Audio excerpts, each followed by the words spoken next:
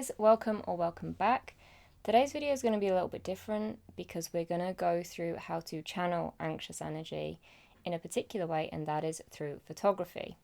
So let's just get on into it. Photography basically saved my life actually. When I started experiencing anxiety, I was in sixth form. At the time, I'd picked 4 subjects: business, English, computing, and photography. Now, photography I kind of did just as a bit of fun and a bit easier, and normally in the second year of sixth form, you drop a subject, and photography was going to be the one that I was going to drop. When I started dealing with anxiety, it turned out photography was my only outlet. The lessons weren't intense, there was no real theory, you could find everything yourself, but most importantly, you could actually just go out and take photos whenever you felt like it.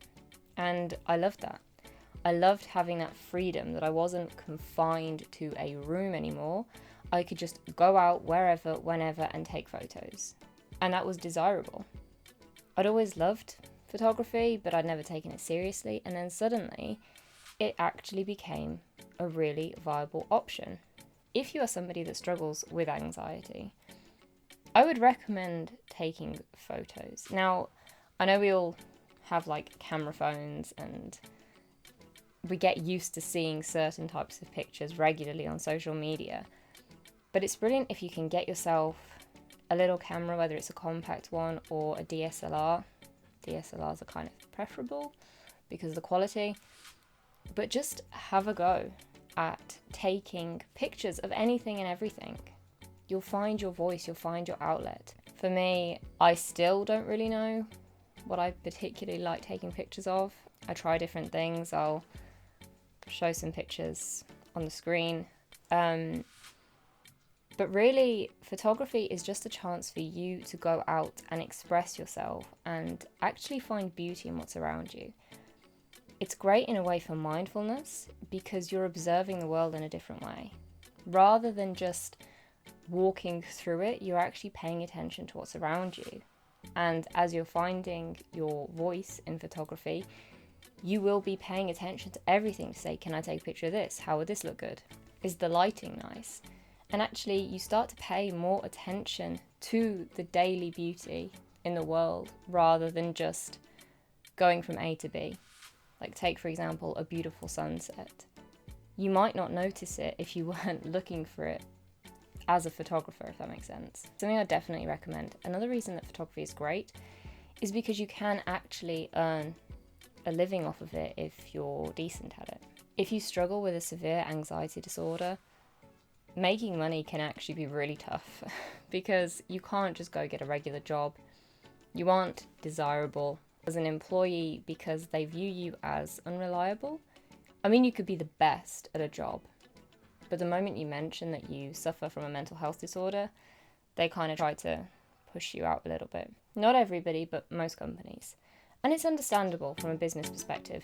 You want somebody that can be there whenever you need them to be there, that won't have any issues.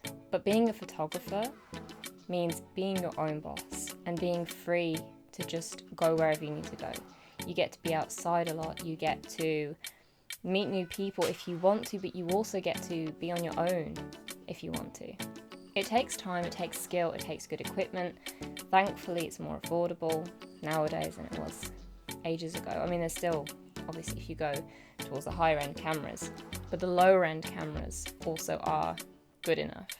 I mean, I'm still using mine from sixth form, and it's not great, but it gives me a chance to find my voice, right? You can still buy different lenses that you can use with better cameras later on as long as you stick with the same manufacturer. Basically, photography gives you so many options that you don't have in other industries. So hopefully this video will give you a little bit of a nudge into that direction to try and find something productive you can do. It is really difficult when dealing with anxiety to not become bogged down by it or not feel like a failure for the different things that are going on in life. But actually, as I found photography being an outlet for me and a potential job, that can be the same for you, and it's worth trying.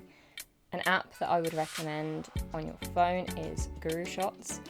because it gives you challenges that you can participate in, so it gives you something to take photos of. Whereas if you're just by yourself doing it for your own thing, you might not really know where to start or what to take pictures of. I hope you found this video helpful. I know it's a bit different. If you did, be sure to drop a thumbs up.